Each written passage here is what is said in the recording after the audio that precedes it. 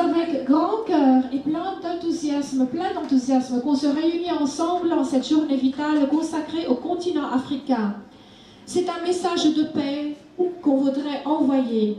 L'union fait la force. Chers amis en Europe, en Amérique, en Afrique, veuillez considérer tout notre respect de la part du Moyen-Orient via le Liban, ce pays qui englobe toutes les ethnies et les cultures mondiales et qui est en lui-même fier de la diversité rayonnante de son peuple.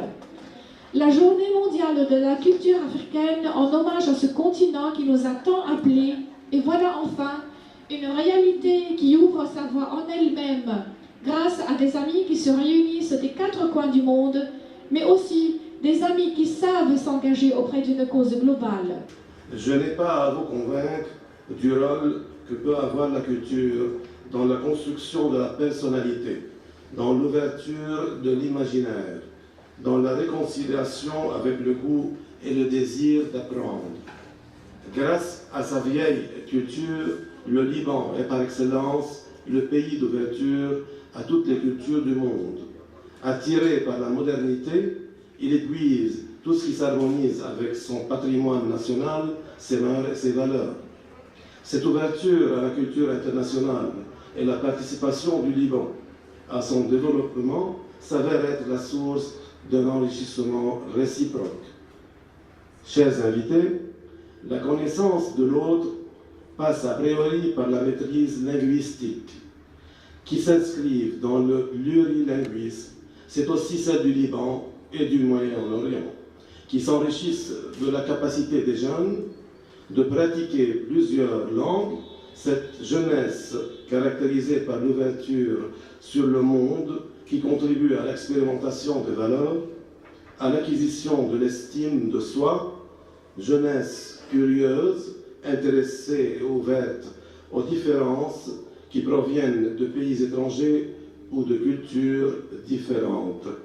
Ces jeunes qui savent bien s'adapter aux changements amenés par les technologies de l'information et des communications, qui intègrent rapidement les changements technologiques et en deviennent vite les principaux utilisateurs des réseaux sociaux et des sites de rencontres à vocation culturelle, pour une meilleure communication avec le monde et pour favoriser le dialogue interculturel par le partage d'expériences et d'idées, afin de promouvoir la culture de la paix et du développement social en faveur du bien-être, un aspect essentiel qui met en valeur les liens communautaires mondiaux. Pour en terminer, je voudrais adresser mes sincères remerciements à tous ceux qui, de loin ou de près, ont contribué à la réussite de cet événement très important et qui va certainement encourager la meilleure coopération culturelle entre les pays de l'Afrique et du Moyen-Orient. Je m'adresse à vous de Beyrouth pour vous annoncer les résultats officiels de notre congrès qui a abouti à la déclaration de ce plan mondial du Moyen-Orient concernant la GMCA 2014-2015. Tout cela est dû aux personnalités officielles nationales ou émigrantes qui ont des origines libanaises et qui, permettez-moi de l'affirmer tout de même, qui appartiennent aux différentes religions qui constituent la face du Liban intègre, unifiée et pacifique. Mais en plus, grâce aux ONG locales et internationales qui ont déjà collaboré avec nous pour le bien de la communauté africaine, vu leur expérience internationale du point de vue culturel, éducatif, artistique, sportif, environnemental et juridique. Je commence à citer les personnalités morales et réelles comme collaborateurs officiels à notre démarche, tout en les saluant pour leur engagement. Je débute par son Excellence le ministre de la Jeunesse et du Sport, M. Faisal Karamé, représenté par le chef du département des jeunes au ministère, M. Joseph Saadallah, qui a tant joué le rôle de guide directif pour les jeunes au Liban et au monde, notamment ceux qui voyagent et déjà font partie des communautés libanaises au continent africain. Le président de l'Ordre des rédacteurs de la presse libanaise, M. Elias Aoun, qui a prononcé déjà le mot de l'ouverture de notre cérémonie, au nom des médias libanaises, les initiant à être à leur tour des promoteurs de la culture africaine. Son Excellence M. Aravalian, consul général du Bénin, qui est représenté aujourd'hui par l'Union des Béninois au Liban, ce pays, le Bénin, qui englobe des organisations internationales avec lesquelles nous travaillons depuis des années pour les droits de la communauté africaine dans le monde. Son Excellence M. Moustapha Maulaoui, le consul du Burundi, le pays qui a été présenté comme premier candidat à recevoir la première journée mondiale de la culture africaine avant de se mettre d'accord pour le Togo. Son Excellence M. Fouad Randour, le doyen des immigrants libanais au monde et chef de la mission du Libéria au Liban, ce pays qui a mérité le prix Nobel de la paix grâce à la sa présidente de République, son Excellence Mme Ellen Johnson Sirleaf, cette personnalité honorable avec laquelle on estime collaborer pour le parrainage de la GMCA 2015.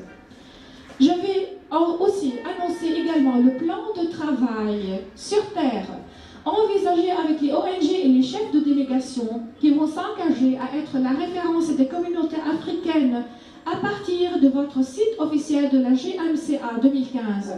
Donc, toutes les ONG que je vais citer aujourd'hui sont déjà disponibles à tout le monde depuis cet instant via notre boîte email consacrée au Moyen-Orient, graziella.safe@rapec.org. Je commence premièrement par les ONG internationales en dehors du territoire libanais, comme la Colombe universitaire présidée par M. Ange Abeni, la Fondation des actions sociales pour les droits de l'enfance et de la promotion de la famille présentée par M. Parfait Datonji, et je cite notamment notre Université libanaise culturelle mondiale présentée par M. Ahmad Nasser, présidée par M. Ahmad Nasser, avec qui on a initié tous les bureaux de l'université culturelle au continent africain à collaborer à cet événement d'ici la journée officielle en 2015. Je cite aussi les chefs de lien entre les Libanais dans le monde et les communautés africaines, M. Mas'ad Hajal, qui est le vice-président de la Croix-Rouge du Cameroun, M. Ali Choumar, le président de la communauté libanaise à Tanzanie, M. Jamal Nazar, le président de la communauté libanaise anglaise en Angleterre, et le juge Naji Khalil, le président du club socio-culturel libano-australien, qui voudraient tous collaborer avec la communauté africaine depuis votre site de la Journée culturelle mondiale africaine. Je cite aussi les associations références à partir du Liban qui se divisent en différentes catégories pour les communautés africaines au Moyen-Orient.